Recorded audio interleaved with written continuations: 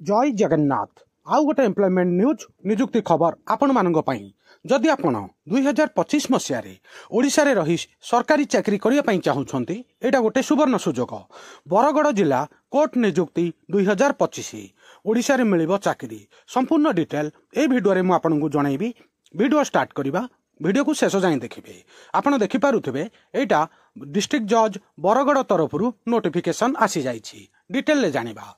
Bargarh district court recruitment 2025 apply offline for 18 junior typist stenographer grade 3 and more post. Bargarh जिला court निजुक्ति 2025 18 जन junior typist stenographer grade 3 एवं अन्यान्य पदवी पाई offline रे आवेदन करंतु। फॉर्म ऑफलाइन ने भरा जिवो। जूनियर टाइपिस्ट स्टेनोग्राफर ग्रेड 3 एवं अन्यान्य 18 पदवी पाई बरगड़ जिला कोर्ट निजुक्ति 2025 जेकोसी स्नातक ग्रेजुएट सहित प्रार्थी माने कंप्यूटर जानिथिबा दरकार। डीसीए कंप्यूटर सर्टिफिकेट आपन पाखरे थिले आपण या पई एलिजिबल। या सहित आपन को टाइपिंग आसुथिबार अछि आउ स्टेनो शॉर्ट हैंड जानिथिबा निहाती दरकार। प्रार्थी माने इच्छुक प्रार्थी माने ऑफलाइन माध्यम रे आवेदन करि परिबे। वर्तमान अप्लाई चालू रहिछि 19/8/2025 रे बंद हबो। 19 अगस्त पूर्वरु आपण अप्लाई करि नियंतु। इच्छुक प्रार्थी माने बरगड़ जिला कोर्ट ऑफिशियल वेबसाइट baragad.dcourt.gov.in माध्यम रे ऑफिशियल फॉर्म डाउनलोड करी अप्लाई करि परिबे। एबे आपन को एप्लिकेशन फीस विषय कहूची आपनकर कोनोसी भी एप्लिकेशन फीस लागिबो नाही।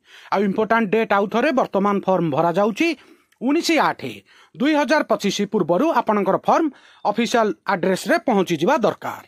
एबे एज क्राइटेरिया विषय रे आपन को जणाउची आपन को मिनिमम 18 वर्ष होइथिबा दरकार, मैक्सिमम 32 वर्ष। एटा होची जनरल कैटेगरी पाई।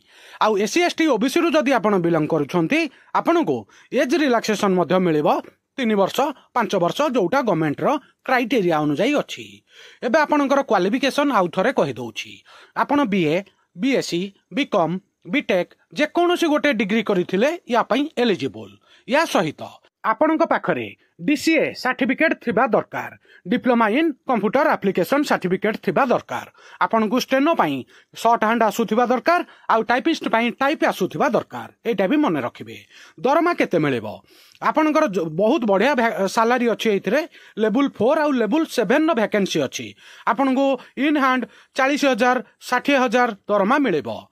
देखि पारुथिबे एटा होची ऑफिशियल फॉर्म। ए फॉर्म टी को आपण निज हाथ रे भरी की जल्दी जाई की अप्लाई करंतु। एटा होची डिक्लेरेशन फॉर्म। आ ए दुईटा जाक फॉर्म को भरिबे निजर रिसेंट फोटो आउ निजर क्वालिफिकेशन सर्टिफिकेट लगेई की। एटा होची official address to the district जज Bargarh, post PS Bargarh, district Bargarh, pin code 768028 रे speed post ordinary post registry post माध्यम रे आपण फॉर्म पठेई परिबे।